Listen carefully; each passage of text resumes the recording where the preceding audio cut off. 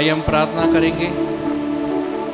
हे मेरे प्यारे पिता परमेश्वर प्रभु जी, आपके सम्मुख में आते हैं पिता, धन्यवाद देते हैं पिता परमेश्वर, आपने हम सभी लोगों को मरे हुओं में नहीं परंतु जीवितों में रखा है। धन्यवाद देते हैं पिता परमेश्वर, धन्यवाद देते हैं पिता, आपने हफ्ते भर पिता परमेश्वर प्रभु जी हर एक बीमारी से, हर एक एक्सीडेंट से, हर एक शैतान की चाल से प्रभु जी आपने संभाल बचा रखा। धन्यवाद देते हैं पिता परमेश्वर। और दे पिता, जिस कार्य के तहत प्रभु जी आपने हम सभी को चुना है पिता, उस कार्य के तहत पिता हम सभी को तैयार होने में सहायता मदद करिए पिता परमेश्वर। यहाँ पे एकत्रित सभी लोगों को आपके हाथ में रहते हैं पिता, जो रास्ते में प्रभु जी ने भी आपके हाथ में रहते हैं पिता परमेश्वर। सभी को लहू के बाड़े में डालते हैं पिता, दूतों का पहरा अग्नि का बड़ा को मांगते हैं पिता परमेश्वर। आपकी इच्छा प्रभु जी हर एक के जीवन में पूर्ण होने पाए पिता, जो रास्ते में प्रभु जी ने भी सही सलामत पहुँचने में सहायता मदद करिए पिता परमेश्वर। आप जैसा चाहते हैं प्रभु जी वैसा होता हो देखने में सहायता मदद करिए पिता परमेश्वर। आज का वचन, आज का आराधना पिता परमेश्वर प्रभु जी आपके लिए ग्रहण योग्य होने पाए पिता परमेश्वर।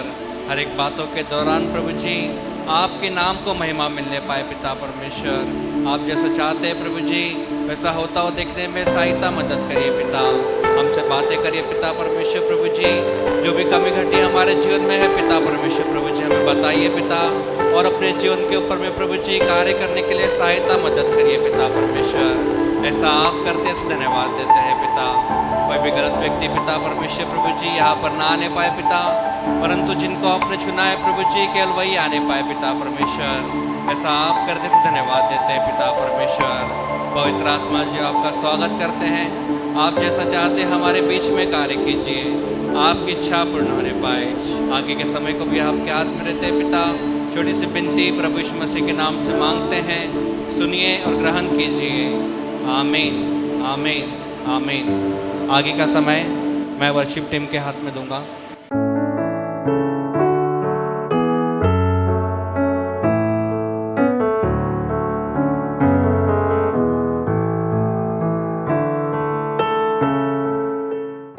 सभी को प्रेज़ द लॉर्ड। आइए प्रियो, हम अपने स्थान में खड़े हो जाए इस वक्त और हम परमेश्वर की आराधना करें, उसकी स्तुति करें, उसके पवित्र नाम को हम ऊंचा उठाएं। हालेलुया। आइए प्रियो, हम अपनी आंखों को बंद करेंगे, हम धन्यवाद देंगे कुछ समय उस परमेश्वर को, उसने जो भली बातें हमारे जीवन में की, उन हर एक बातों के लिए हम उसका धन्यवाद करें। उसने बीते हुए दिनों हमें संभाले रखा प्रियो, उस बात के लिए हम उसका धन्यवाद करें। आइए प्रियो, अपने मुखों को खोलकर हम धन्यवाद करें परमेश्वर का। उसने हमारे जीवन में, हमारे नथनों में उसके श्वास को दिया, हम उसके लिए धन्यवाद करें। उसने हमें ये काबिलियत दी कि हम उसके उपस्थिति में आए, हम उसका धन्यवाद करें। Thank you Jesus, thank you Jesus. परमेश्वर, हम आपका धन्यवाद करते हैं। आइए प्रियो, हम धन्यवाद करेंगे।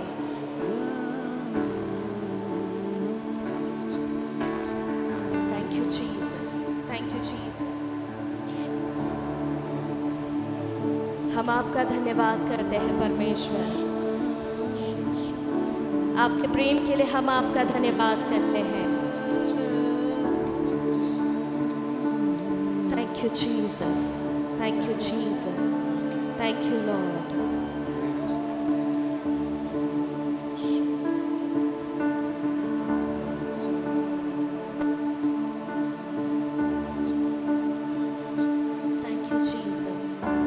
वो परमेश्वर का वादा है प्रियो कि वो हमें कभी नहीं छोड़ेगा, वो हमें कभी नहीं त्यागेगा।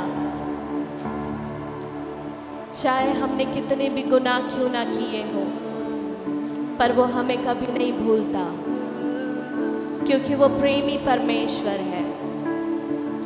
वो हमें कभी नहीं त्यागता, क्योंकि उसकी दया हमेशा और हरदम की है।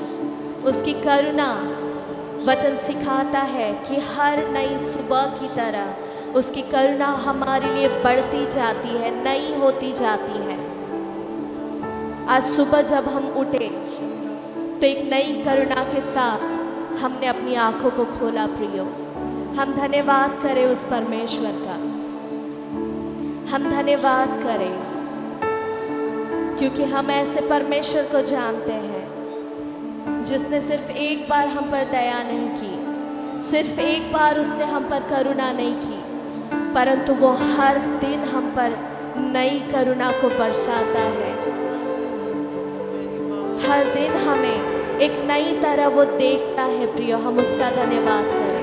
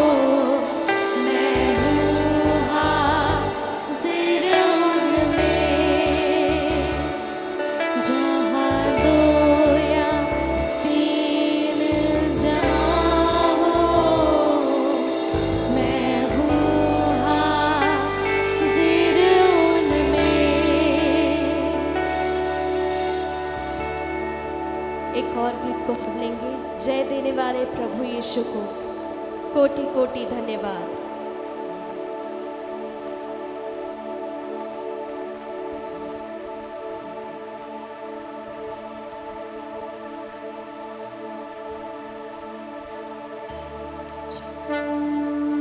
जय देने वाले प्रभु यीशु को कोटि कोटि धन्यवाद। जीवन देने वाले प्रभु यीशु को जीवन भर धन्यवाद। फिर एक बार जय देने वाले प्रभु यीशु को कोटि कोटि धन्यवाद।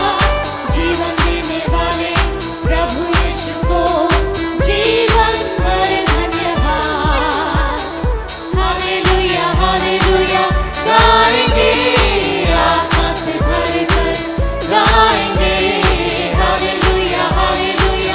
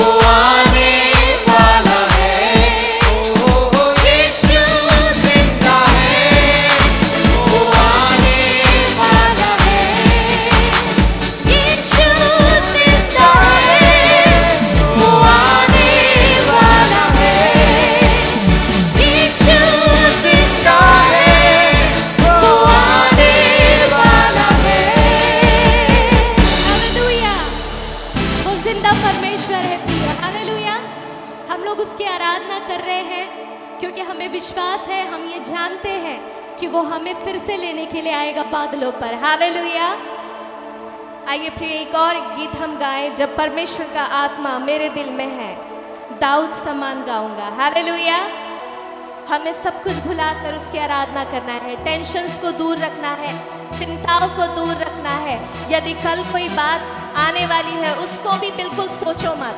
ये समय है कि हमें अपने आप को भूलकर उसकी आराधना करना है। हालेलुया।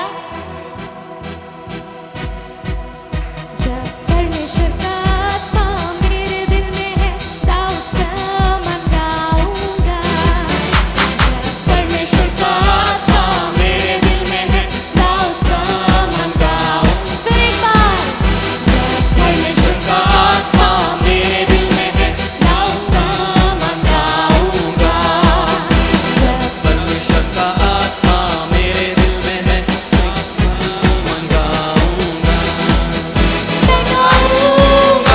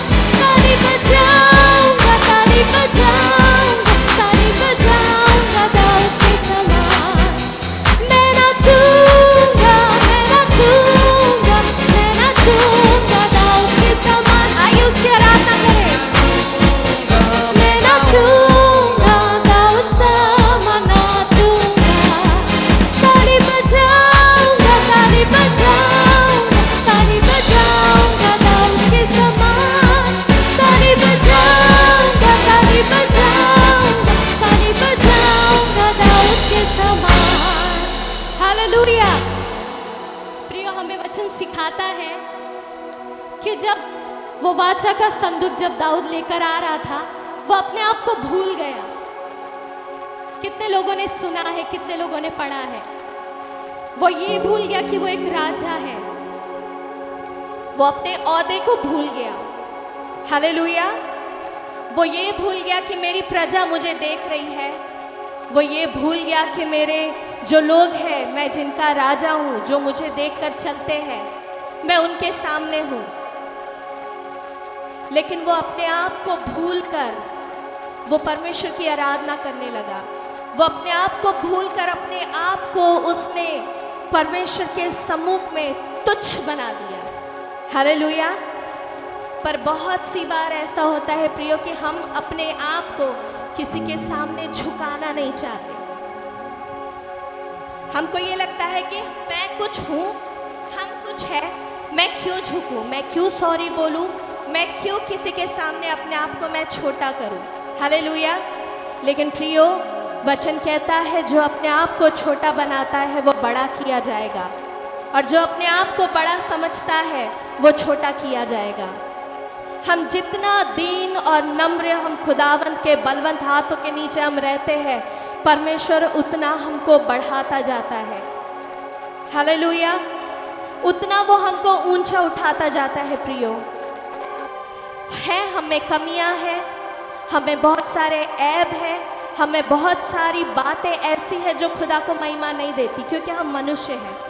लेकिन हम अपने आप को हम कोशिश कर सकते हैं कि जैसा परमेश्वर हमें चाहता है हम वैसा बने। वो सच्चा परमेश्वर है और वो चाहता है कि हम सच्चाई से उसके सम्मुख में चले। वो पवित्र है और वो कहता है कि मैं चाहता हूँ कि मेरे लोग मेरी तरह पवित्र बने। हालेलुया। इस समय आइए हम अपनी आंखों को बंद करेंगे, हम अपने आप को उस परमेश्वर के सम्मुख में लाएंगे प्रियो, क्योंकि ये हमारे भले कामों से नहीं, परंतु वो परमेश्वर की दया के द्वारा ही ये संभव हो सकता है कि हम उसकी तरह बने। आपकी महिमा करते हैं परमेश्वर। हम इस समय आपके सम्मुख में आते हैं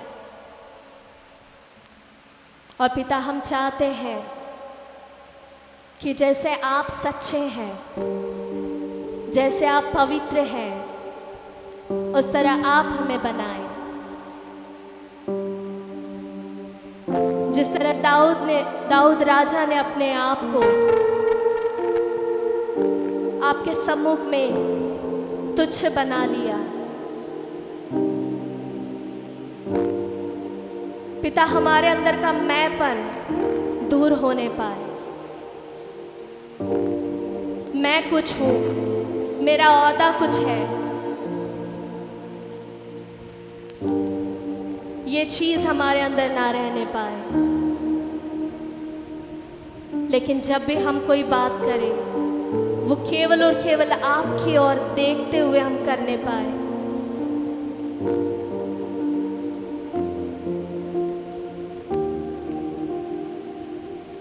पिता, आपकी तरह बनना हमें सिखाए।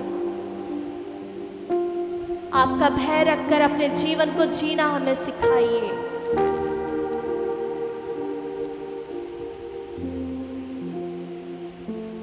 Thank you Jesus.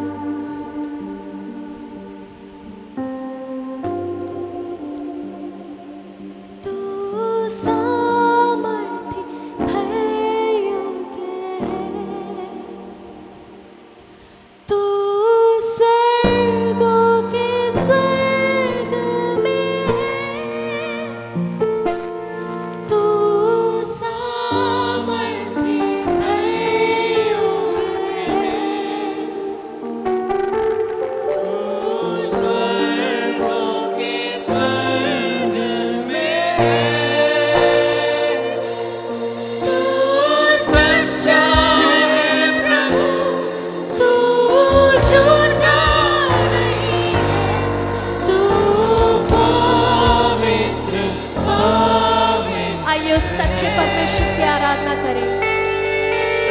तू सच्चा है प्रभु, तू झूठा नहीं है, तू पवित्र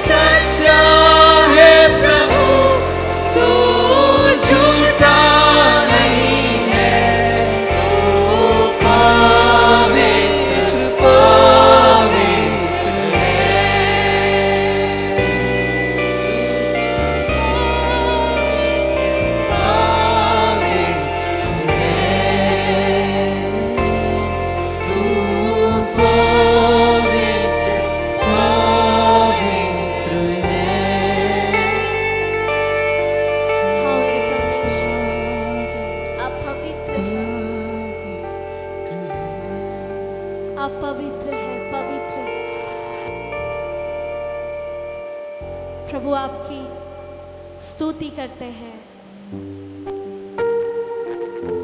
आपके नाम को हम ऊंचा उठाते हैं, क्योंकि आपका नाम वो स्तुति के काबिल नाम है, वो महिमा के काबिल नाम है, प्रशंसा के काबिल नाम है। पिता आपकी स्तुति करते हैं, आपकी आराधना करते हैं। आप पवित्र परमेश्वर है, आप सेनाओं के यहोवा है, आप महान है खुदावन, आपके तुल्य कोई नहीं है।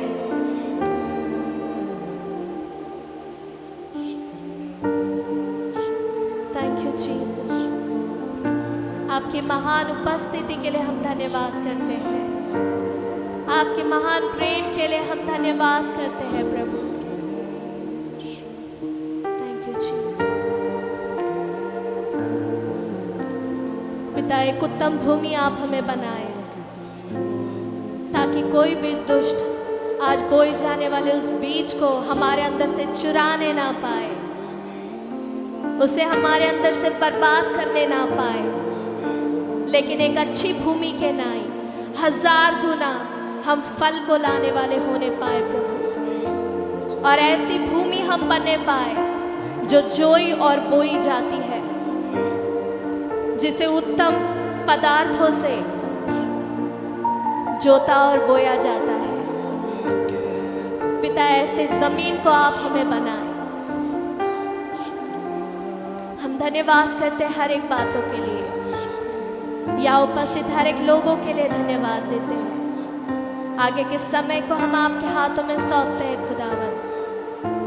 आदर, महिमा, गौरव केवल आपके नाम को देते हुए विनती को यीशु के नाम से मांगते हैं। इसे सुनिए और कबूल कीजिए।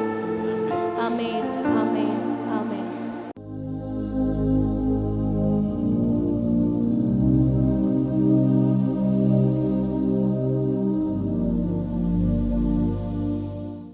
सबको मसीह में जय मसीह की। मैं विश्वास करता हूँ कि आप अच्छे हैं, भले चंगे हैं और परमेश्वर के काम को अपने जीवन में देख रहे हैं। और मैं आशा करता हूँ कि आज के वचन से परमेश्वर हमसे बात करेंगे। कितने लोग विश्वास करते हैं कि परमेश्वर हमसे बात करेंगे? आमीन। आज का जो वचन है वो मत्ती और उत्पत्ति से लिया गया है। पहले हम मत्ती 24 उसका 37 से 39 पढ़ेंगे। जैसे नूह के दिन थे वैसे ही मनुष्य के पुत्र का आना भी होगा, क्योंकि जैसे जल प्रलय के पहले के दिन में जिस दिन तक कि नूह जहाज पर ना चढ़ा, उस दिन तक लोग खाते पीते थे और उनमें विवाह होते थे, और जब तक जल प्रलय आकर उनको उन सबको बहा ना ले गया, तब तक उनको कुछ भी मालूम ना पड़ा। वैसे ही मनुष्य का पुत्र का आना भी होगा। जब हम उत्पत्ति 8 उसका 1 से 4 पढ़ते हैं, वहाँ लिखा है, परंतु परमेश्वर ने नूह और जितने बनेल पशु और घरेलू पशु उसके संग जहाज में थे, उन सबों की सुधि ली, और परमेश्वर ने पृथ्वी पर पवन बहाई और जल घटने लगा, और गहरे समुद्र के सोते और आकाश के झरोके बंद हो गए, और उससे जो वर्षा होती थी वह भी रुक गई। और 150 दिन के पश्चात जल पृथ्वी पर से लगातार घटने लगा। 7वें महीने के 17वें दिन को जहाज अरारत नामक पहाड़ पर टिक गया। प्रियो, हमारा मेन वचन जो है वो उत्पत्ति 8 से है, लेकिन उत्पत्ति 8 को समझना है तो 6 और 7 को भी समझना बहुत ज़रूरी है। जब हम उत्पत्ति 6 पे आते हैं प्रियो, तो वहाँ पे हम देखते हैं कि संसार में पाप क्या हो जाता है, बढ़ जाता है। पाप, दुष्टता और हिंसा वो पूरी पृथ्वी पर छा जाता है, जिस वजह से क्या होता है, परमेश्वर दुखी होता है। परंतु नूह ने परमेश्वर की नज़र में क्या पाई? उसकी दृष्टि में अनुग्रह पाया। वो एक धर्मी व्यक्ति था जो परमेश्वर के भय में चलता था, परमेश्वर के साथ में चलता था। और परमेश्वर ने आने वाले न्याय के बारे में किसको बताया? नूह को बताया, और उसे चेतावनी दी कि अगर वो चाहता है कि वो और उसका परिवार अगर बचना है, तो ज़रूरी है कि वो क्या बनाए, एक जहाज बनाए। और परमेश्वर ने उसको क्या दिया, स्पष्ट निर्देश दिया, कितना हाइट होना चाहिए, कितना विड्थ होना चाहिए, कितना लेंथ होना चाहिए, हर एक चीज़ परमेश्वर ने उसको बताया। और नूह ने क्या किया, प्रभु की हर आज्ञा का पालन किया। और नूह की आज्ञाकारिता की वजह से परमेश्वर ने क्या किया, उसे और उसके परिवार को बचाया। लेकिन जब हम 7वें अध्याय में आते हैं तो वहां पे हम देखते हैं कि परमेश्वर ने नूह को अपने परिवार के साथ जहाज में प्रवेश करने की आज्ञा दी। और जब नूह नाव में, जहाज में प्रवेश करता है तो हर एक पशु पक्षी भी क्या करते हैं, उसकी आज्ञा को सुनते हैं। और जब सब अंदर पहुंच जाते हैं, परमेश्वर उसका द्वार बंद करता है और जल प्रलय शुरू होता है। 40 दिन 40 रात क्या होती गई, वर्षा होती रही, जल बढ़ता गया और जहाज धीरे धीरे ऊपर उठता गया। और जहाज के बाहर जो भी था, चाहे वो पशु थे, चाहे वो पक्षी थे, चाहे वो मनुष्य थे, भेड़ बकरियां थी, वो सब धीरे धीरे नष्ट होने लगे। लेकिन नूह और उसके अंदर जो जहाज में जो लोग थे, वो लोग बच गए। और वहां हम देखते हैं कि परमेश्वर नूह और उसके परिवार की रक्षा करता है और उनको क्या करता है, मार्ग दिखाता है। प्रियो, आज के वचन का टाइटल है, जब परमेश्वर आपके जीवन को चलाता है। जब परमेश्वर आपके जीवन को चलाता है। कितने लोग चाहते हैं कि परमेश्वर आपके जीवन को चलाए, आपके परिवार को चलाए, आपके विवाह को चलाए, आपके जॉब को चलाए, आपके सेवकाई को चलाए, आपके बिजनेस को चलाए। प्रियो, विश्वास में शुरुआत करना कठिन नहीं होता, लेकिन विश्वास में बने रहना कठिन होता है। जब कुछ दिखाई नहीं देता कि परमेश्वर कहाँ लेके जाने वाला है, तब कठिन होता है। अधिकांश लोग तब तक परमेश्वर की आराधना करते हैं, स्तुति करते हैं, प्रशंसा करते हैं, आज्ञा मानते हैं, जब तक उनको मंजिल दिखती है।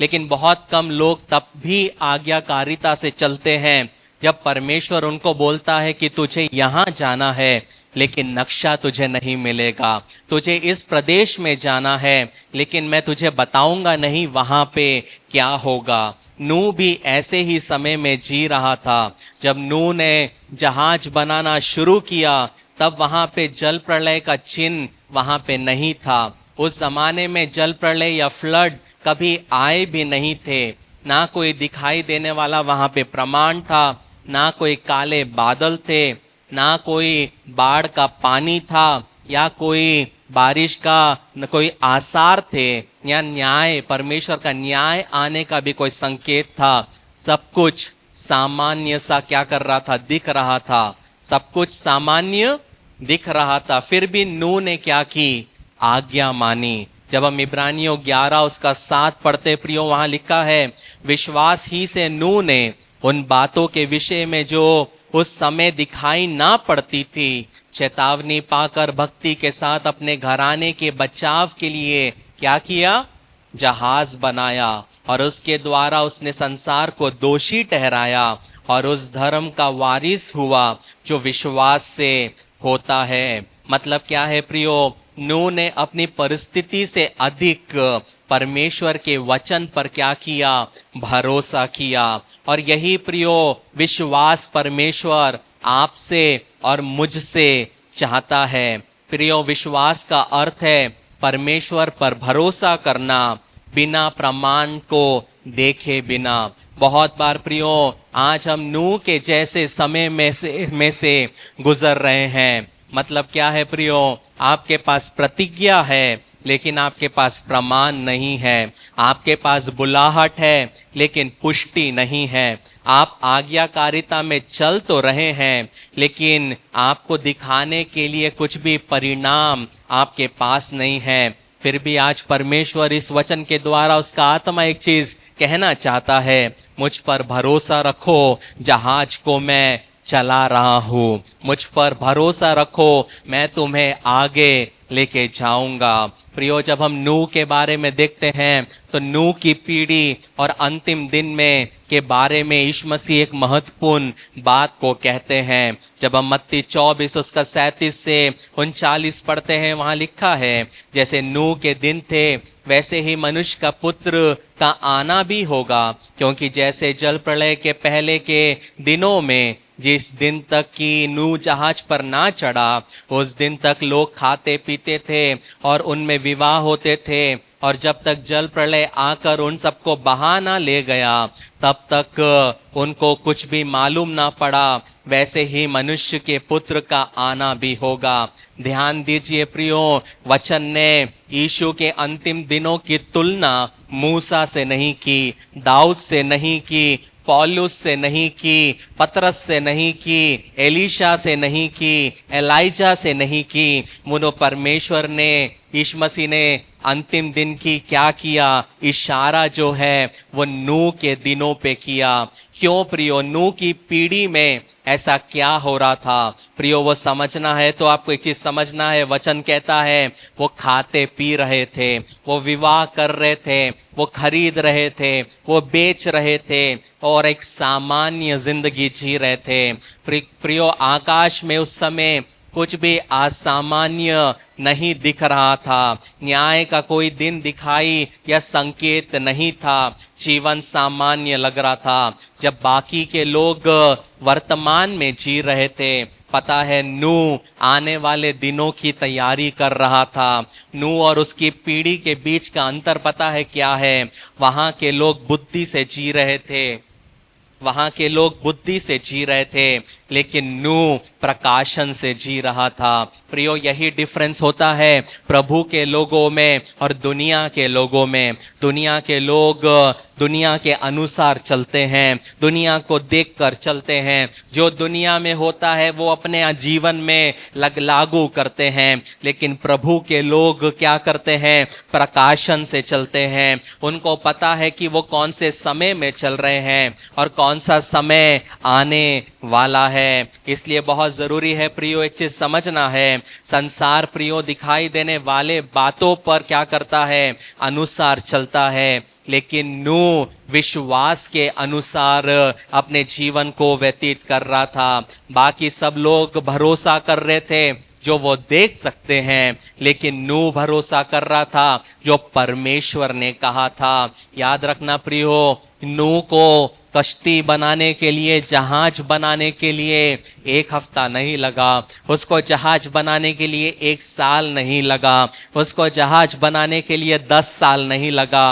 बोला जाता है नूह को जहाज बनाने के लिए 100 साल से ज्यादा लगा। मेरा सवाल है प्रियो, आप में से कितने लोग 100 साल रुक सकते हैं परमेश्वर का उत्तर पाने के लिए? हम उपवास और प्रार्थना करते हैं, 3 दिन में परमेश्वर का उत्तर ना आए, हम उदास होने लगते हैं, घर में मौत हो गई, इस प्रकार से हम चलने लगते हैं। लेकिन नूह को परमेश्वर ने क्या किया? एक वायदा दिया, एक चेतावनी दी, और नूह 100 साल से ज्यादा क्या करने लगा? वो कश्ती बनाने लगा। प्रियो, हम चाहते हैं परमेश्वर मेरे अनुसार काम करे, मेरे सोच के अनुसार काम करे, मेरे विचार के अनुसार काम करे, लेकिन परमेश्वर हमारे विचार और सोच के अनुसार काम करने वाला परमेश्वर नहीं है। परमेश्वर का एक समय है, वो समय में ही वो काम करेगा। उसके पहले आप कितना भी उपवास कर लो, उसके पहले आपको जो जी में आए आप कर लो,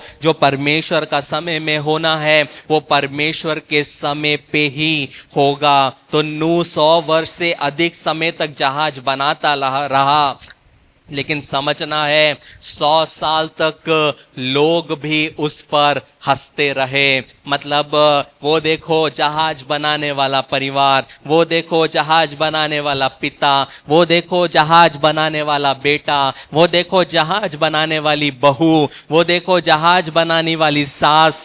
100 साल से ज्यादा लोगों की ताने सुन सुन के, लोगों का हंसी मजाक का पात्र बन बनकर फिर भी वो परमेश्वर के प्रति विश्वास योग्य रहे। प्रियो, आज हमारे जीवन में उतना ना ताड़ना है, उतना ना परेशानी है, फिर भी हम परमेश्वर के प्रति विश्वास योग्यता के साथ जी नहीं पाते। लेकिन नूह प्रियो परमेश्वर के लिए 100 वर्ष से ज्यादा वहां पे वो नाव बनाता गया। आज आत्मा एक ही चीज पूछना चाहता है प्रियो, आप कब तक रुक सकते हो? आप कब तक उसके प्रार्थना का उत्तर के लिए रुक सकते हो? आप कब तक बोल सकते हो मैंने तुझे अपना परमेश्वर मानकर गलती की? आप कब तक रुक सकते हो बिना बोले परमेश्वर मैंने तुझे चुनकर गलत किया, मेरे तेरे साथ चलना ही नहीं था, मुझे तुझे चुनना ही नहीं था, इससे अच्छा तो मेरे पुराने देवी देवता थे, एटलीस्ट मेरा काम तो होता था। प्रियो, हम बहुत बार क्या हो जाते हैं, इम्पेशेंट हो जाते हैं और परमेश्वर के काम को जब नहीं देख पाते, हम बहुत बार परमेश्वर के नजरों से भी हम गिर जाते हैं, हमारी हरकतों के वजह से, और इंसान की नजरों में भी हम गिर जाते हैं। कहने का मतलब है प्रियो, यदि परमेश्वर ने आपको कोई वायदा दिया है तो वो वायदा आपके समय पे पूरा होगा ये जरूरी नहीं है। और हम जब मसीही व्यक्ति जब एक प्रकाशन के साथ चलता है तो प्रियो उसके जीवन में परमेश्वर के वायदे पूरे हो या ना हो, वो परमेश्वर के साथ कभी डगमगाएगा नहीं, उसके वचन से दाएं और बाएं मुड़ेगा नहीं, क्योंकि परमेश्वर का वायदा देखकर आप प्रभु के भवन में नहीं आते, उसके वायदों को देखकर आपने उस पर विश्वास नहीं किया, आप उस क्रूस को देखकर परमेश्वर के पास आए हो जो उसके पुत्र ने 2000 वर्ष पहले आपके और मेरे पाप के खातिर सूली पर अपनी जान दी, अपने आपके पापों के खातिर, ना कि प्रियो आपको एक अच्छा जॉब देने के लिए, ना कि आपको अच्छा बिजनेस देने के लिए, ना कि आपको घर देने के लिए, बंगला देने के लिए, ना कि आपको कार देने के लिए, बल्कि आपका उद्धार होने के लिए। बंगला, गाड़ी, जॉब, बिजनेस ये सब समय के साथ आएगा यदि आप स्वर्ग धर्म की राज खोज करोगे, यदि उसके राज्य के प्रति वफादार रहोगे तो सब चीज आपके पीछे पीछे आएगा। लेकिन यीशु मसीह ने क्रूस क्यों चढ़ा, क्रूस पे क्यों चढ़ा? उस परमेश्वर ने अपने इकलौते पुत्र को क्यों दिया? ताकि जो कोई उस पे विश्वास करे वो नाश ना हो बल्कि अनंत जीवन पाए। प्रियो, हर एक बार जब नूह और उसका परिवार वो एक एक लकड़ी को नाव पर रखता था, वो पता है क्या दिखाता था कि उनका विश्वास परमेश्वर पर दिखाता था। प्रियो, दुख की बात ये नहीं है कि प्रियो परमेश्वर का न्याय वहां पर आया, दुख की बात ये थी कि लोगों ने चेतावनी को क्या किया, अनदेखा किया। और यीशु मसीह भी क्या कहता है, अंत का समय भी ऐसा ही होगा। लोग करियर के ऊपर, मनोरंजन के लिए, पैसे के लिए, सुख विलास के लिए, अपने इच्छाओं में लोग क्या हो जाएंगे, व्यस्त हो जाएंगे। प्रियो, ये बहुत सारी चीजें जो बोला वो हमारी जिंदगी के लिए जरूरत है। खतरा कब बन जाता है, जब आपका जीना सिर्फ इन चीजों के लिए रहता है। मतलब प्रियो, खाने के लिए, पहनने के लिए, कपड़े लेने के लिए आपको काम करना पड़ेगा, लेकिन अगर काम ही आपका भगवान बन जाए, यदि काम ही आपकी मूर्ति बन जाए, और यदि काम आपके लिए परमेश्वर के राज्य से महत्वपूर्ण हो जाए, तो वो परमेश्वर कभी भी नहीं चाहता। नूह ने उस चीज के लिए तैयारी की जिसे लोग देख नहीं सके, और कलीसिया को भी प्रियो ऐसा ही होना पड़ेगा। और प्रियो, परमेश्वर पता है ऐसे लोगों को ढूंढ रहा है जो प्रियो हर बात के लिए भविष्यवाणी के पीछे नहीं भागते, बल्कि वो ऐसे लोगों को ढूंढ रहा है जो वचन के अनुसार चलने वाले हैं, जो वचन को मानने वाले हैं, जो वचन में जो कहता है उसके अनुसार चलने वाले हैं। मतलब क्या है प्रियो, नूह का जहाज एक भविष्य सूचक तस्वीर को भी दिखाता है। जो भी जहाज में प्रवेश किया वो बच गया, और जो जहाज के बाहर था वो नाश हुआ। आज उद्धार केवल एक ही जहाज से है, उसका नाम प्रियो यीशु मसीह है। सबसे बड़ा प्रश्न ये नहीं प्रियो संसार बदल रहा है या नहीं, सबसे बड़ा प्रश्न है क्या मसीह के लोग बदल रहे हैं कि नहीं। एक चीज समझना है प्रियो कि नूह ने कुछ देखने से पहले आज्ञाकारिता दिखाई, यह समझना बहुत जरूरी है।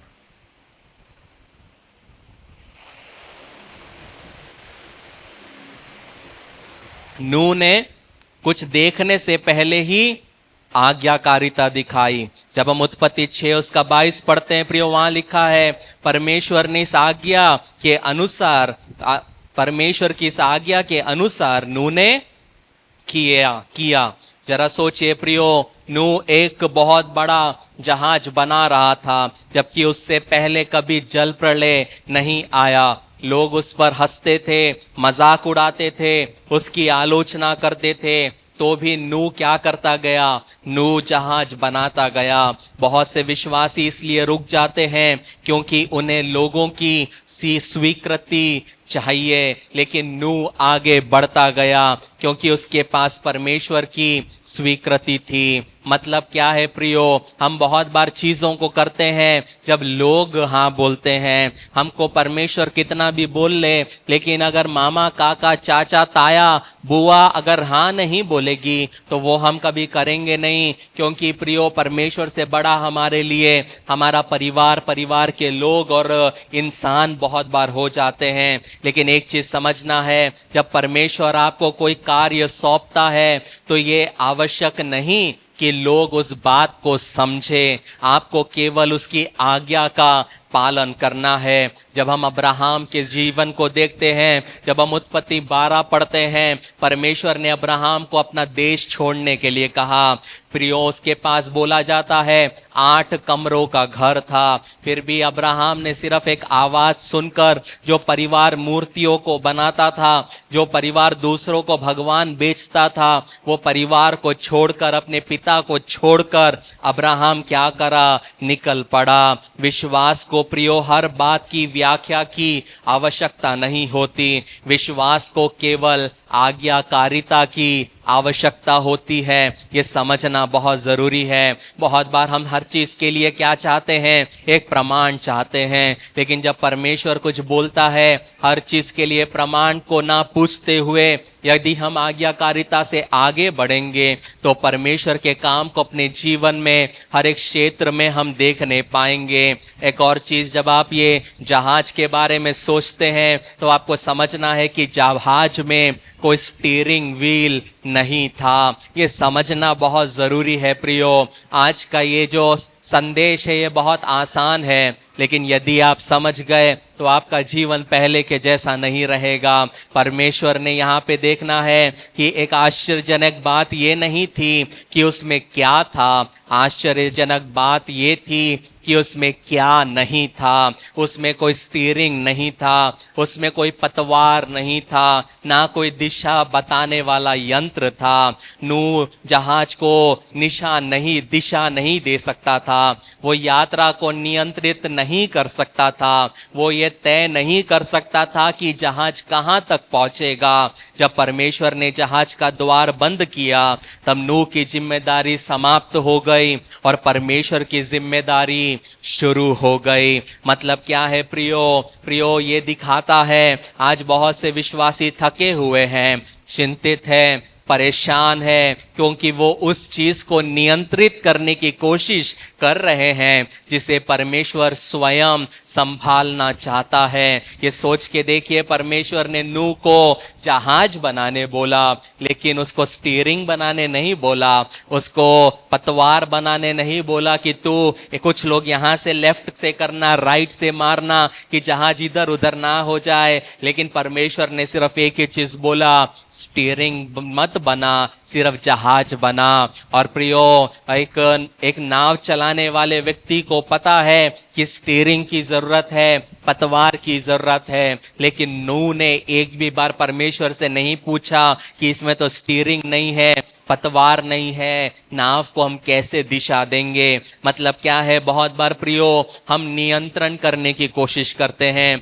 अपने भविष्य को नियंत्रण करने की कोशिश करते हैं, अपनी सेवकाई को नियंत्रण करने की कोशिश करते हैं, पैसों को नियंत्रण करने की कोशिश करते हैं, बच्चों को नियंत्रण करने की कोशिश करते हैं, अपने बुलाहट को नियंत्रण करने की कोशिश करते हैं। लेकिन परमेश्वर ने नूह से कभी जहाज चलाने के लिए नहीं कहा, परमेश्वर ने उससे केवल विश्वास करने के लिए कहा। कई बार विश्वास का अर्थ ये नहीं होता कि हम और अधिक प्रयास करें। विश्वास का अर्थ ये होता है कि परमेश्वर के हाथ में नियंत्रण को दे दे, परमेश्वर पर क्या करें, भरोसा करें। बहुत बार हम हमारे जीवन में परमेश्वर के काम को क्यों नहीं देख पाते? वो सिर्फ इसलिए क्योंकि प्रियो हम हर चीज अपने अनुसार करना चाहते हैं, हमारी सोच के अनुसार करना चाहते हैं, हमारे विचार के अनुसार करना चाहते हैं, जो हमें सिखाया गया है उसके अनुसार करना चाहते हैं।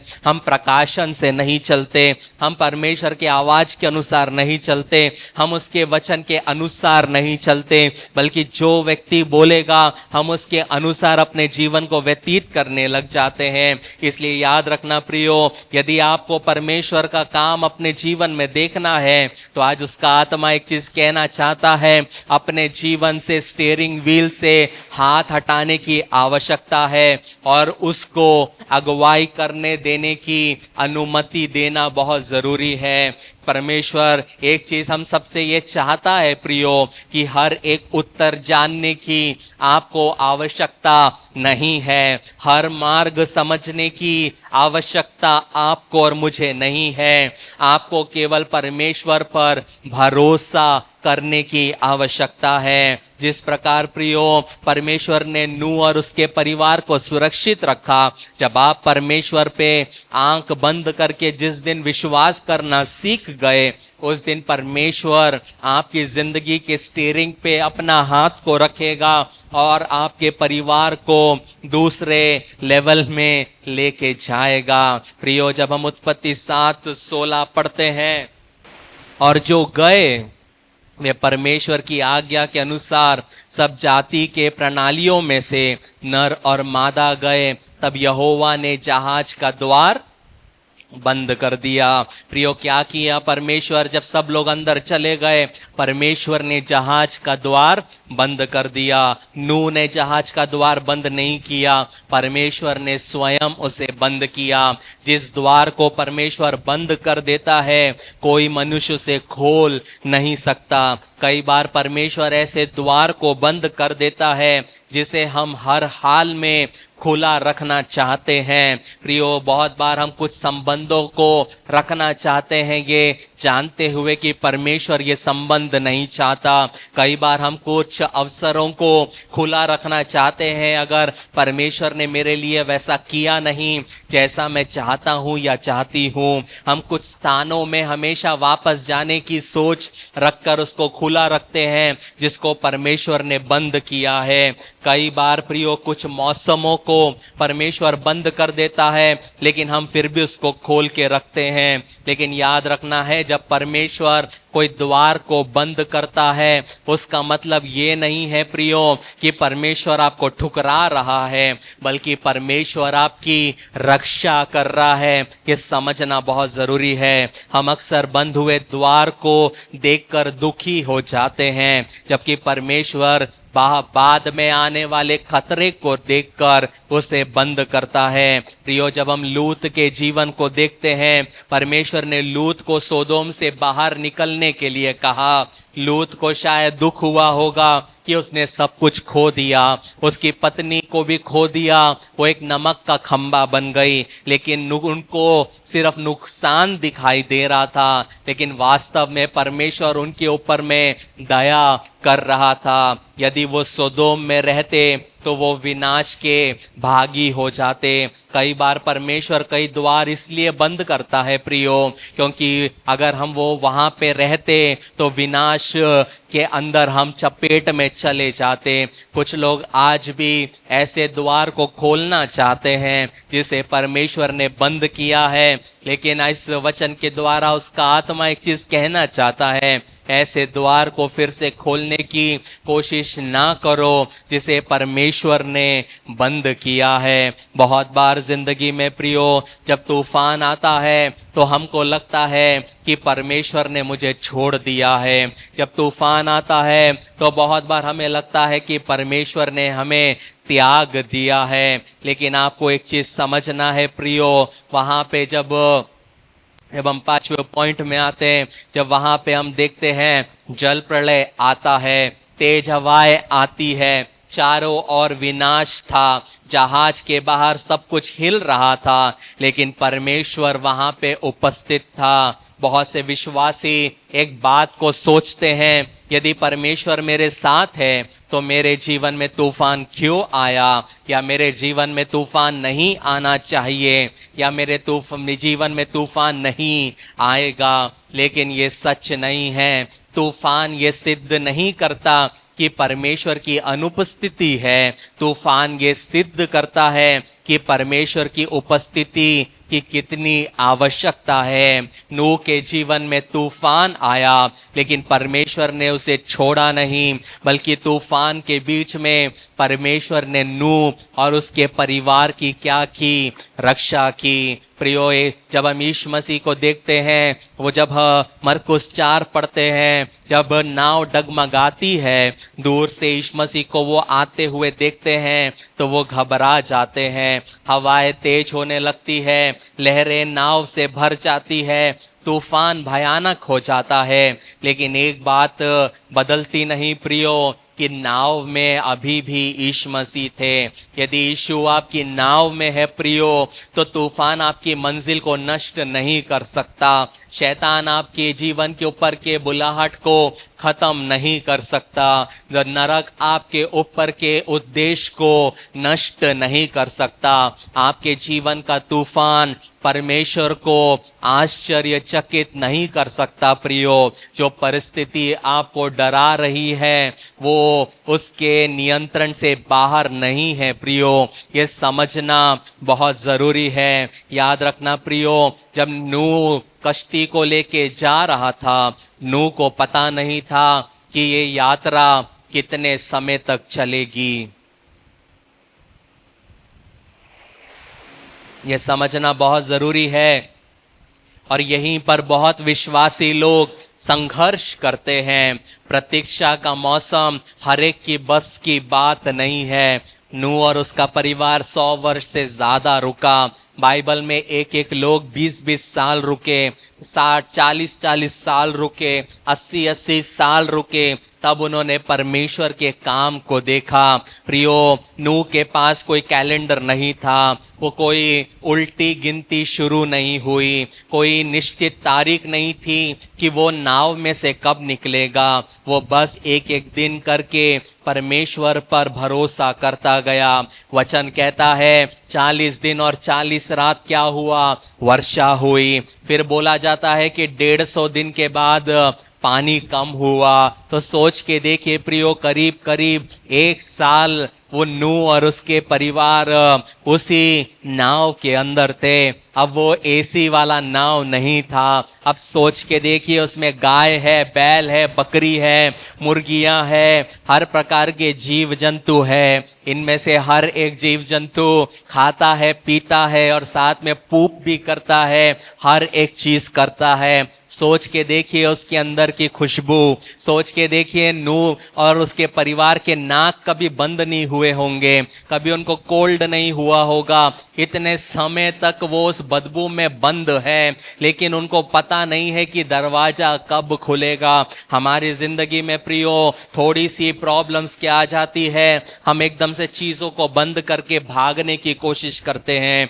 हम एकदम से सब चीज बंद करके खत्म करके हम वो रिश्ते में से निकलने की सोचते हैं, या उस परिवार को छोड़ देते हैं, या उस जॉब को बंद कर देते हैं, या उस जॉब को खत्म कर देते हैं, या उस बिजनेस को खत्म कर देते हैं। लेकिन नूह उस बदबू के बीच में, गंध के बीच में 200 दिन के करीब से ज्यादा वहां पे वो रहता गया। प्रियो, छोटी छोटी सी बात है, लेकिन ये छोटी छोटी बात ही हमें परमेश्वर में मजबूत बनाती है।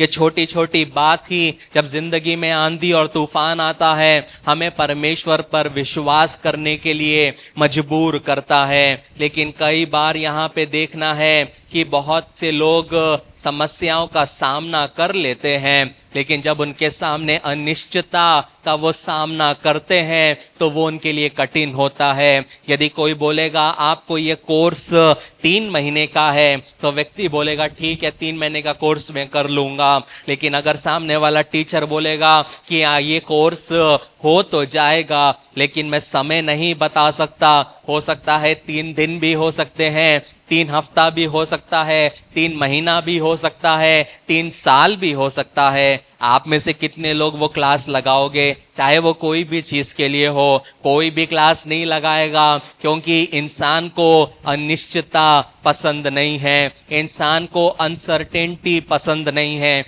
इंसान चाहता है कि बताओ कितने दिन में मिलेगा। एफडी भी डालेंगे तो लोग पहले पूछते कितने साल का एफडी है, कितने महीने का एफडी है। यदि बैंक बोलेगा पता नहीं 36 भी हो सकता है, 72 महीने भी हो सकते हैं और 10 साल भी हो सकता है। आप में से कितने लोग एफडी डालेंगे? लेकिन कोई नहीं डालेगा, क्योंकि अनिश्चितता है, अनसर्टेनिटी है। कहने का मतलब है इंसान को चाहिए 7 दिन तो 7 दिन, 15 दिन तो 15 दिन, 45 दिन तो 45 दिन। तो यहाँ पे नूह को सोचने की बात है कि परमेश्वर ने उसको बोला नहीं कि पहली बात तो कश्ती बनाओ, कितने दिन में बनाओ, बोला नहीं। नूह को पता नहीं कि कितने दिन में बाढ़ आने वाली है, लेकिन नूह बस विश्वास में बनाता जा रहा है। सोच के देखिए, नूह बना रहा है कश्ती को, आत्मा गवाही के इसलिए बोल रहा हूं। सोच के देखिए प्रियो, नूह कश्ती बना रहा है। अब कश्ती बनाते बनाते क्या हो रहा है कि नूह बोला 2 साल हो गए, और अपनी बीवी को बोलेगा यार मुझे लगता है हम बहुत पीछे चल रहे हैं, बहुत पीछे चल रहे हैं, अभी तक हमने ढांचा भी खड़ा नहीं किया, ऐसे में बारिश आ गया तो क्या होगा, मैं परमेश्वर को क्या मुंह दिखाऊंगा। उसने तो बोला था नाव बना, और देख हमने तो अभी तक नाव का ढांचा तक नहीं बनाया,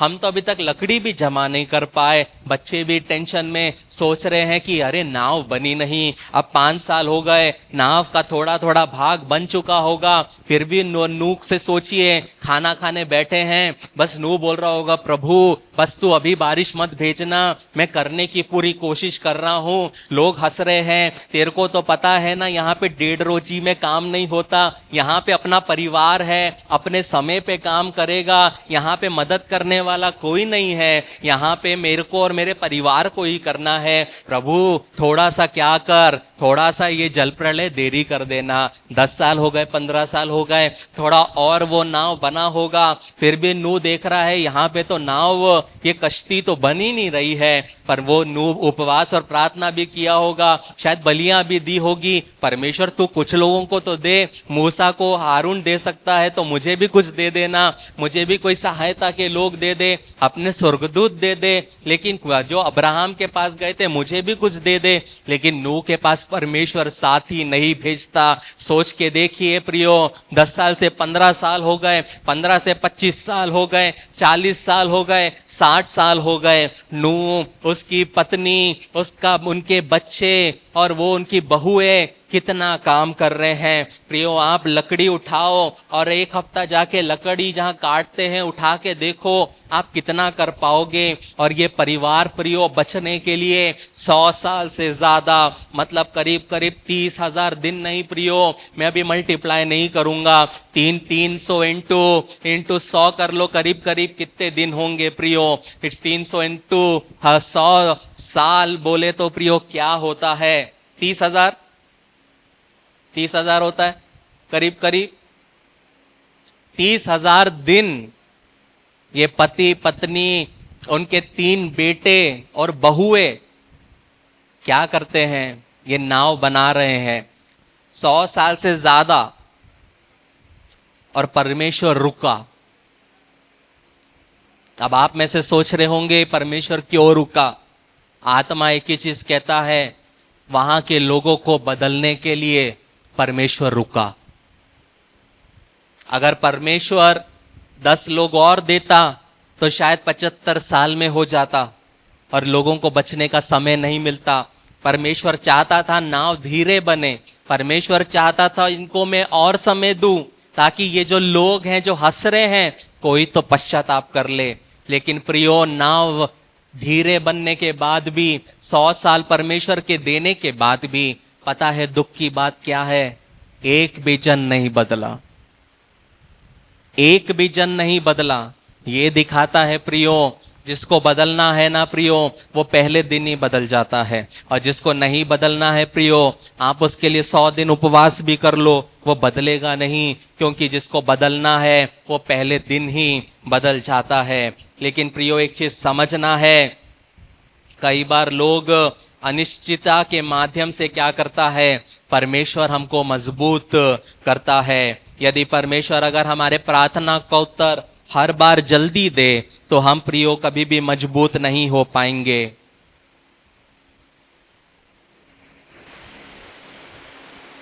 जब हम बाइबल पढ़ते हैं प्रियो, तो बाइबल में हम एक व्यक्ति को देखते हैं, उसका नाम है यूसुफ। परमेश्वर ने यूसुफ को एक सपना दिया और दूसरे दिन ही यूसुफ मिस्र का प्राइम मिनिस्टर बन गया। क्या ऐसा हुआ? नहीं हुआ। परमेश्वर ने यूसुफ को सपना दिया, उसके बाद भाइयों ने उसको धोखा दिया, वो गुलाम बन गया, झूठा आरोप लगाया गया, जेल में डाला गया, सालों बीत गए, लेकिन परमेश्वर का प्रतिज्ञा जीवित रहा। सिर्फ इसलिए कि प्रतिज्ञा में देरी हो सकती है, इसका मतलब ये नहीं कि उसने प्रतिज्ञा को रद्द कर दिया है। इसलिए कि प्रियो, आप प्रतीक्षा करते करते थक गए, इसका मतलब ये नहीं परमेश्वर ने जो वायदे आपको दिए हैं वो वायदे परमेश्वर भूल गया है। आपको एक चीज समझना है, परमेश्वर हमेशा पर्दे के पीछे काम करता है जब आप प्रतीक्षा करते हैं। याद रखना, जब हम उत्पत्ति 8 उसका 1 पढ़ते हैं, वहां पे लिखा है, परंतु परमेश्वर ने नूह और जितने बनेल पशु और घरेलू पशु उसके संग जहाज में थे, उन सबों की क्या ली? सुधि ली। और परमेश्वर ने पृथ्वी पर पवन बहाई और जल घटने लगा। यहाँ पे हम देखते हैं परमेश्वर ने क्या की? सबों की सुधि ली। परमेश्वर ने नूह को क्या किया? स्मरण किया। और ये पूरी कहानी का सबसे शक्तिशाली वचनों में से एक है कि परमेश्वर नूह को भूला नहीं। मतलब नाव चल रही है तो चलने दो, परमेश्वर भूला नहीं कि मेरे बच्चे इस नाव में है, मेरी बनाई हुई सृष्टि इस नाव में है। उसे ठीक ठीक पता था कि नूह कहाँ है, उसे पता था कि वो कितने समय से प्रतीक्षा कर रहे हैं, उन्हें पता था कि नूह को किस बात की आवश्यकता है। उसी परमेश्वर ने जिसने नूह को स्मरण किया, आज इस वचन के द्वारा वो कहना चाहता है, वो आपको भी स्मरण करता है, वो आपके परिवार को भी स्मरण करता है। दुख के बीच में जब आप करहाते हो तो वो आपको स्मरण करता है। लेकिन आपको एक चीज समझना है कि प्रियो, वो याद रखता है, वो आपकी प्रार्थनाओं को याद करता है, आपके बलिदान जो आपने दिया उसके राज्य के लिए उसको याद रखता है, आपके आंसुओं को याद रखता है, आपकी आज्ञाकारिता को याद रखता है, आपकी विश्वास योग्यता को वो याद रखता है। हो सकता है लोग आपको भुला दिए, हो सकता है जिन लोगों के साथ आप खड़े रहे वही लोग आपको भूल गए, जिन लोगों के साथ आप खड़े रहे वही आपके दुश्मन हो गए, उन्होंने आपको याद नहीं रखा। लेकिन इस वचन के द्वारा परमेश्वर का आत्मा एक चीज कहना चाहता है कि वो भूला नहीं है, परमेश्वर भूला नहीं है। आपने उसके राज्य के लिए जो किया है परमेश्वर भूला नहीं है। जब हम हन्ना के बारे में देखते हैं, हन्ना दुआ करती गई, वर्षों तक रोती रही, प्रतीक्षा करती गई, वर्षों तक उसकी प्रार्थना का कोई उत्तर दिखाई नहीं दिया। लेकिन एक दिन परमेश्वर ने हन्ना को स्मरण किया और शमूएल का जन्म हुआ। वह जिस उत्तर का वो वर्षों से इंतजार कर रही थी, प्रतीक्षा कर रही थी, वो सही समय पर उसके जीवन में आया। प्रियो, जब परमेश्वर किसी को स्मरण करता है तो परिस्थिति बदलने लगती है। एक ही दिन में वर्षों की प्रतीक्षा प्रियो समाप्त हो सकती है।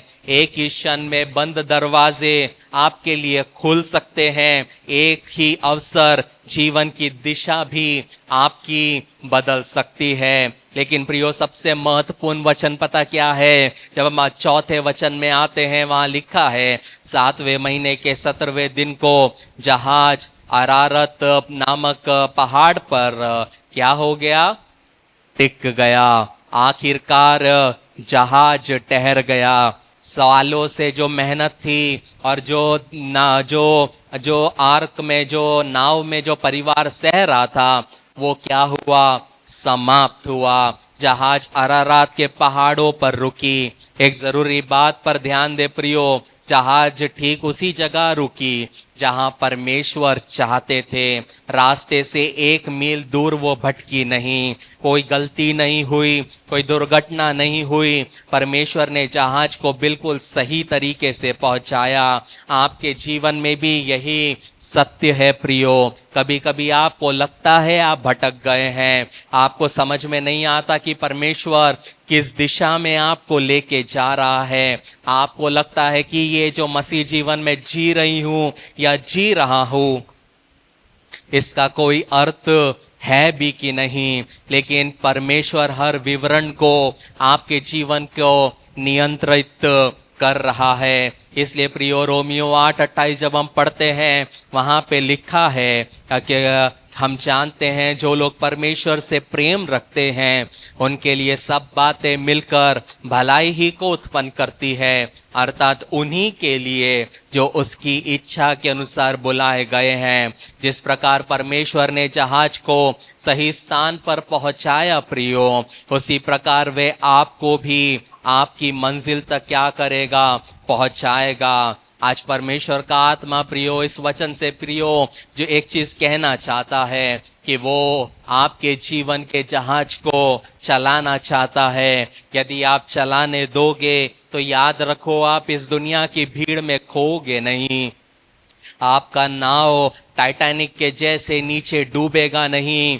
लोग भले आपको भूल जाए, लेकिन वो आपको भूलेगा नहीं। लोग आपको त्यागेंगे, लेकिन परमेश्वर आपको त्यागेगा नहीं। जल प्रलय आएगा, दुनिया में हर लोगों को नष्ट करेगा, लेकिन आप नष्ट होने पाओगे नहीं, क्योंकि परमेश्वर का हाथ आपके ऊपर है। तूफान दूसरों को डुबोएगा, लेकिन आप डूबोगे नहीं, क्योंकि याद रखना कि परमेश्वर जिस तरह उसने पतरस को यीशु मसीह ने हाथ बढ़ाकर डूबने से बचाया, परमेश्वर आपको भी बचाने के लिए सक्षम है। प्रियो, याद रखना, आपको लगता है कि आप भटक रहे हैं, आप भटक नहीं रहे हो। परमेश्वर वास्तव में आपकी अगुवाई कर रहा है, बस आप समझ नहीं पा रहे हो। आपको लगता है कि परमेश्वर चुप है, परमेश्वर चुप नहीं है प्रियो, बस परमेश्वर आपको तैयार कर रहा है।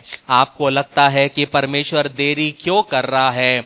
परमेश्वर देरी नहीं कर रहा है, बस परमेश्वर आपको तैयार कर रहा है, क्योंकि आपका समय आया नहीं है। आपके समय के लिए वो आपको तैयार कर रहा है। जिस प्रकार परमेश्वर ने ठीक समय पे अरारात पर्वत पर अब नोहा और उसके परिवार को उस जहाज को पहुंचाया, वैसे ही प्रियो वो आपको भी पहुंचाएगा। आज कुछ लोग ऐसे मौसम में प्रवेश कर रहे हैं जो इस वचन को सुन रहे हैं, जहां परमेश्वर उनको दिखाएगा कि उसने प्रतीक्षा क्यों होने दी। कुछ लोग उन प्रतिज्ञाओं को पूरी होते हुए देखेंगे जिनकी वो वर्षों से प्रतीक्षा कर रहे हैं। कुछ लोग उन परिस्थितियों को नियंत्रित करने की कोशिश कर रहे हैं जिन्हें परमेश्वर कभी नियंत्रित नहीं करना चाहता था। इसलिए प्रियो, बहुत जरूरी है, इस वचन के द्वारा उसका आत्मा जो कहना चाहता है वो साधारण है। नियंत्रण छोड़ दो, उस पर भरोसा करना सीखो। वो तुम्हें सुरक्षित तौर पर अपनी मंजिल तक लेके जाएगा। यदि आप उस पर भरोसा रखोगे तो वो आपके जहाज का कप्तान बनेगा। आप उसको पर भरोसा रखोगे तो आपका जहाज कभी डूबने ना पाएगा। आप उस पर भरोसा रखोगे तो किसको अंदर आना है, किसको अंदर नहीं आना है, किसके लिए दरवाजा बंद करना है, वो परमेश्वर खुद निर्धारित करेगा। जब आप उस पर भरोसा करोगे तो सही समय पर परमेश्वर आपको सही समय पर स्मरण करेगा।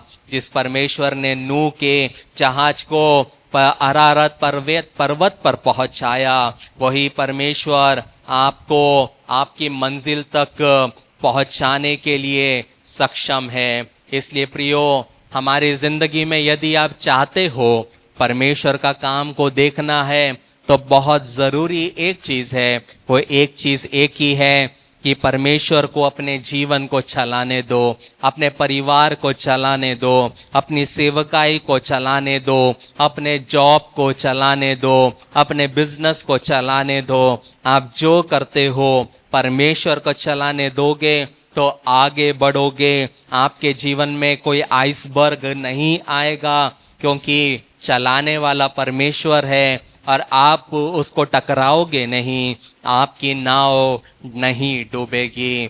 परमेश्वर प्रियो, इस वचन से आपसे बात किया मैं आशा करता हूँ। तो क्यों ना हम अपनी आंखों को बंद करें प्रियो। यह आपका और परमेश्वर के बीच का समय है। परमेश्वर आपसे क्या चाहता है, आज वचन के द्वारा उसने बात की। किसी किसी के हाथ में पर्चियां हैं, लेकिन उसमें उसके दिल का सिर्फ एक अंश है। उसके सोच और विचार उस पेपर के टुकड़े से बहुत बड़ा है प्रियो। लेकिन यह समय है कि हम अपने आप को उसके हाथों में दें कि परमेश्वर तू जैसा चाहता है वैसे चलने के लिए मुझे मदद कर। तेरी प्रतिज्ञा के लिए रुकने के लिए, तेरे वायदों को के लिए रुकने के लिए हमें मदद कर। हम अपना संयम खोने ना पाए। हम सारा और अब्राहम के जैसे संयम खोते हुए हम इश्माइल को पैदा ना करने पाए। हम रिश्तों को तोड़ने ना पाए। हम अपॉर्चुनिटीज को गंवाने ना पाए, बल्कि जो जीवन दिया है उसको तू तेरे हाथ में देते हुए हम आगे बढ़ने पाए। यह समय आपका और परमेश्वर का है। जो उसका आत्मा अगुवाई करे, आप उससे माफी मांग सकते हैं।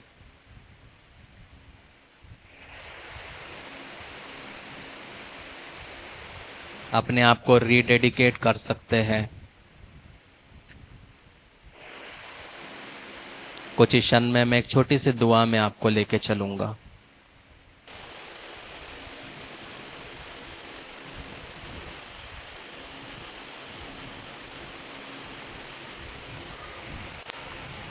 मेरे पीछे कहें, प्रेमी परमेश्वर, आज मैं अपना जीवन पूरी तरह आपके हाथों में समर्पित करता हूं। मैं स्वीकार करता हूं कि कई बार मैंने अपने जीवन, परिवार, भविष्य, सेवकाई और परिस्थितियों को अपने नियंत्रण में रखने की कोशिश की। पर आज मैं समझता हूं कि मेरी समझ सीमित है और आप सब कुछ जानते हैं। जैसे नूह ने जहाज बनाया लेकिन उसे चलाया नहीं, वैसे ही मैं भी अपने जीवन का नियंत्रण आपको सौंपता हूं। प्रभु, आप मेरे जीवन के कप्तान बन जाइए। जहां मैं डर गया हूं वहां विश्वास दीजिए। जहां मैं थक गया हूं वहां बल दीजिए। जहां मैं उलझ गया हूं वहां दिशा दीजिए। जहां मैं अधीर हो गया हूं वहां धैर्य दीजिए। प्रभु, यदि आपने कोई दरवाजा बंद किया है तो मुझे समझाइए कि वह अस्वीकार नहीं बल्कि आपकी सुरक्षा है। यदि मैं तूफान में हूं तो मुझे याद दिलाइए कि आप मेरे साथ हैं। मेरे भीतर नया हृदय बनाइए। मेरी जिद, डर नियंत्रण की इच्छा, पुराने लगाव और हर पाप को दूर कीजिए। मैं अपना अतीत, वर्तमान और भविष्य आपके हाथों में देता हूं। अब मैं अपनी समझ पर नहीं, आपकी विश्वास योग्यता पर भरोसा करूंगा। प्रभु यीशु, आपने क्रूस पर मेरे पापों का न्याय अपने ऊपर ले लिया। आज मैं आपके उद्धार, प्रेम और कृपा पर भरोसा करता हूँ। मेरे जीवन को नई सृष्टि बनाइए और मुझे वहाँ पहुँचाइए जहाँ आपने मेरे लिए ठहराया है। आज मैं घोषणा करता हूँ, मैं खोया हुआ नहीं हूँ, मैं भुलाया हुआ नहीं हूँ, मैं अकेला नहीं हूँ। परमेश्वर मेरे जीवन को चला रहा है। यीशु मसीह के नाम में आमीन, आमीन, आमीन। आइए जोरदार तालियों के साथ उसे हम धन्यवाद दें। परमेश्वर आप सबको आशीषित करे। शालोम।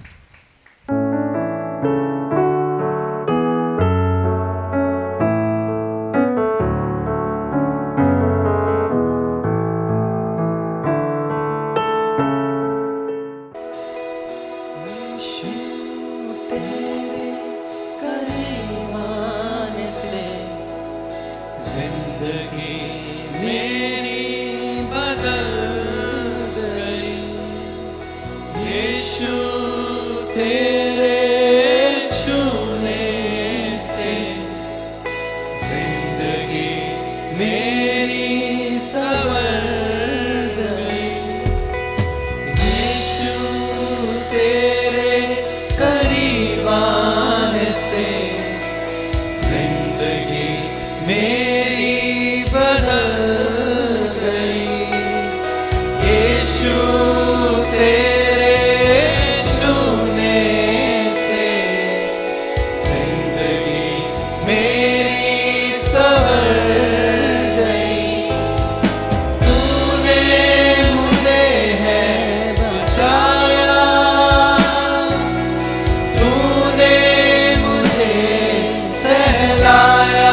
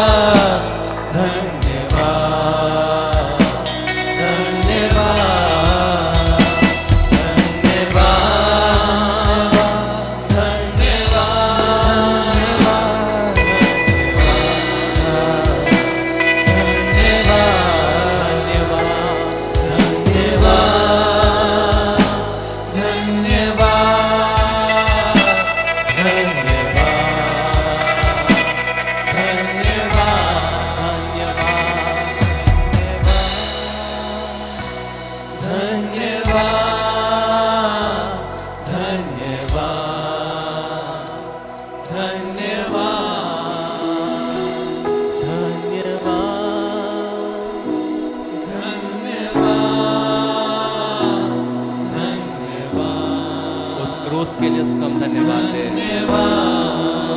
उन कोड़ों के लिए, वो कांटों के ताज के लिए,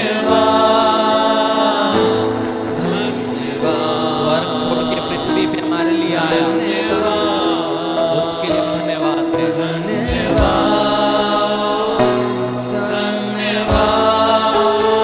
वो क्रूस उठाने के लिए उसका धन्यवाद दे।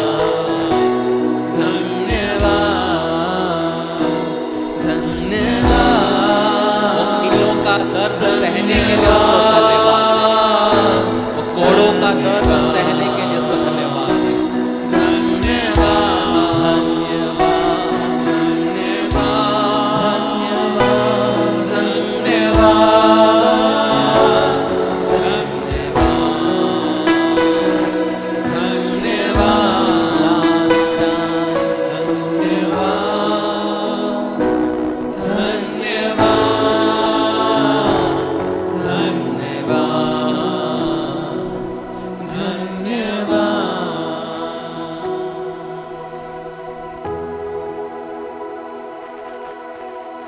योग्यता से बढ़ के दिया है अपनी दया से तूने मुझे, योग्यता से बढ़ के दिया है अपनी दया से तूने मुझे, मांगने से ज़्यादा मिला मुझे, आभारी हूँ प्रभु मैं, मांगने से ज़्यादा मिला मुझे, आभारी हूँ प्रभु मैं। धन्यवाद के साथ स्तुति गाऊंगा है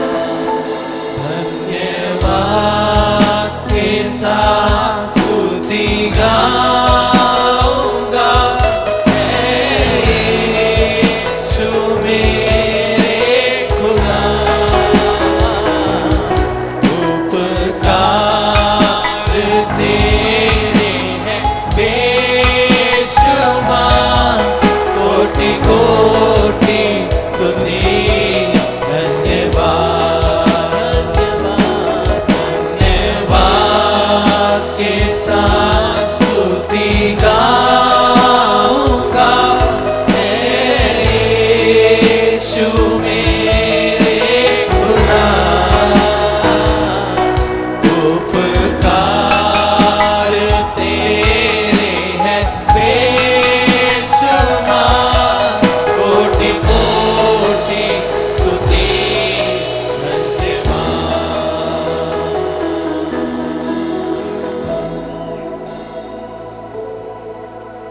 परमेश्वर का आत्मा चाहता है यहाँ पे जितने भी परिवार है, हो सकता है इधर उधर आप बैठे हैं,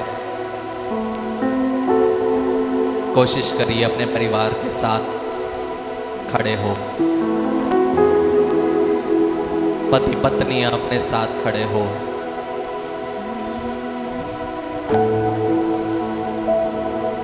यदि बच्चे सिंगल हैं तो अपने पिता माँ के साथ जा सकते हैं। बच्चे सामने हैं तो माँ बाप अपने बच्चों को अपने पास बुला सकते हैं।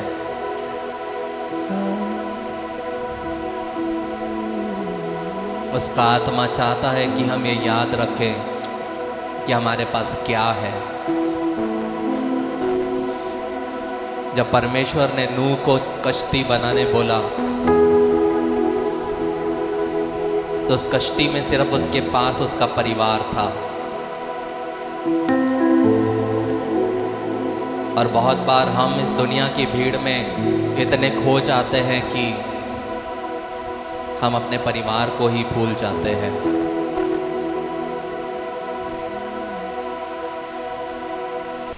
लेकिन यदि आपका यहाँ पे कोई है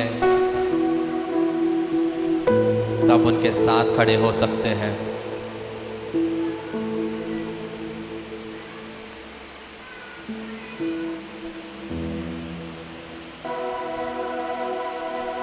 और यदि आपका कोई भी नहीं है तो आप कलीसिया के किसी भी मेंबर के साथ खड़े हो सकते हैं, उनका हाथ थाम सकते हैं, क्योंकि हम मसीह में एक बहुत बड़ा परिवार है। अपने आप को अकेला ना समझे।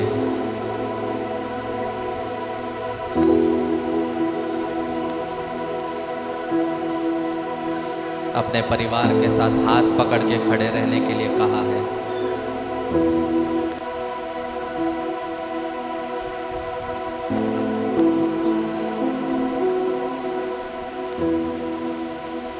योग्यता से बढ़ के दिया है अपनी दया से तूने मुझे।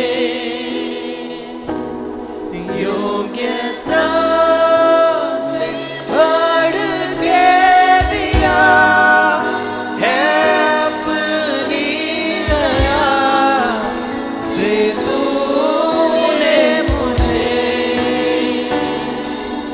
मांगने से ज़्यादा मिला मुझे।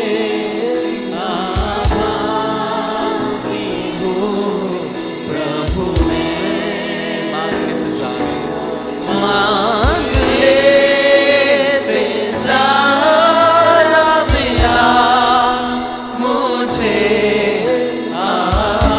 आभारी हूँ प्रभु मैं। धन्यवाद के साथ स्तुति गाऊंगा है यीशु मेरे खुदा। उपकार तेरे हैं बेशुमार, कोटि कोटि स्तुति धन्यवाद। धन्यवाद के साथ स्तुति गाऊंगा है यीशु मेरे खुदा। उपकार तेरे हैं बेशुमार,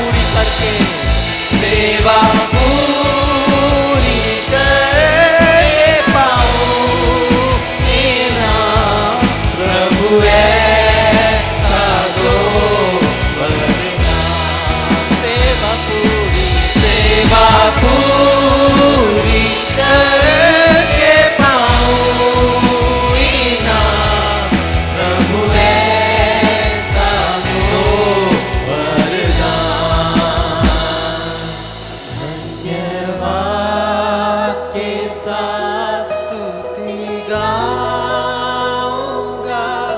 है यीशु मेरे खुदा, उपकार तेरे हैं बेशुमार, कोटि कोटि स्तुति धन्यवाद, कोटि कोटि कोटि कोटि स्तुति धन्यवाद, कोटि कोटि कोटि कोटि स्तुति धन्यवाद।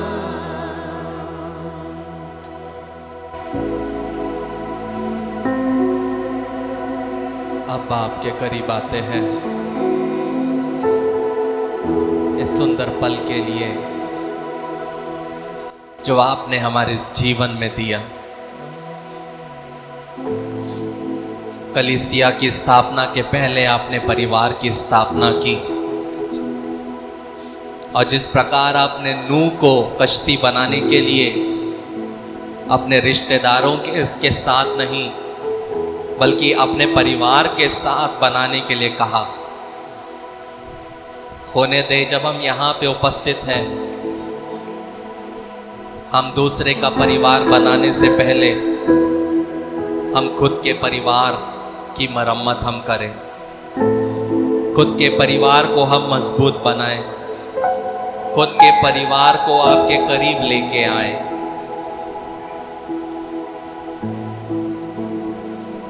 जिस प्रकार नूह और उसका परिवार बचाया गया, वैसे ही हमारी मेहनत के वजह से हमारा परिवार भी बचाया जाने पाए।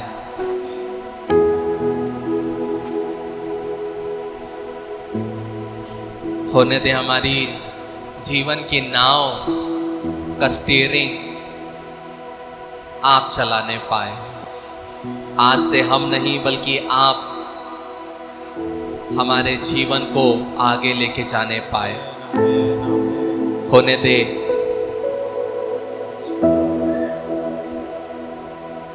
हम में हमारा घमंड ना रहने पाए। आपने हमें चुना,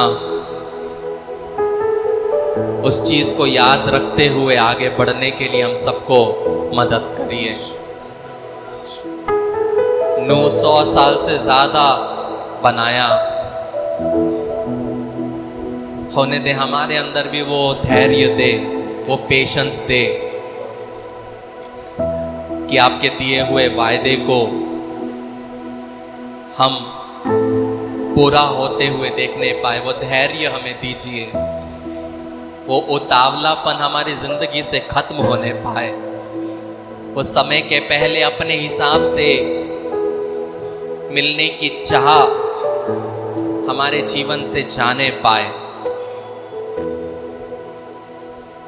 बल्कि जब आप दे उस समय का, आपके समय का इंतजार करने के लिए हमें धैर्य दे। जो कार्य आपने किया उसके लिए आपका धन्यवाद देते हैं। जो आपने हमसे बात की, हर एक व्यक्ति जो यहाँ उपस्थित है उसके लिए आपका धन्यवाद देते हैं। HOD के परिवार मजबूत होने पाए, परिवारों में कोई दरार ना होने पाए। ऐसा आप कर रहे हैं, इसलिए आपका धन्यवाद देते हैं। जो लोग यहाँ उपस्थित हैं उनको आपके हाथों में देता हूँ, उनके जीवन को, उनके परिवार को आपके हाथों में देता हूँ। सबको आशीषित करिए, बढ़ाइए, और जहाँ पे भी रखा है प्रभु जी, वहाँ पे प्रभु जी उन्हें ऊंचा करिए।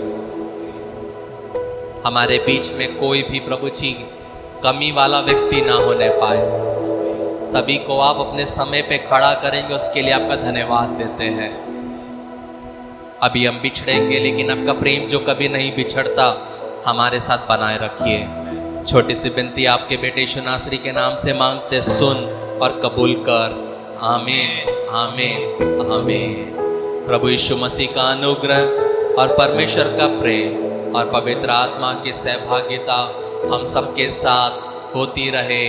आमीन आमीन आमीन। तो आप विवाह के लिए आगे कदम बढ़ाने को तैयार हैं। बधाई।